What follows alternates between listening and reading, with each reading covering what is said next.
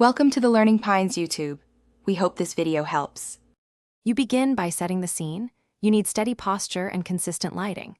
Position the tracker at eye level, sit back so your head is natural, and connect by USB or Wi-Fi.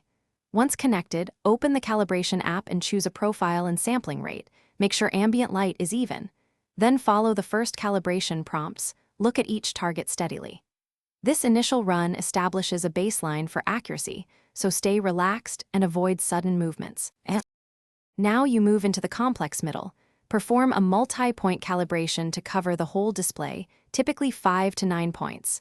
While you do this, fine-tune camera focus and infrared illumination to clearly detect both eyes. Watch the real-time accuracy indicator. If one eye is misdetected, adjust head position or camera angle. Once done, run validation and repeat any points that exceed the acceptable error threshold. This reduces drift and ensures the data you record will be reliable. You finish by validating and saving your profile, then begin your recording session. Validate across tasks and use drift correction or brief recalibrations between blocks to maintain precision. If you see systematic errors, pause and inspect common causes.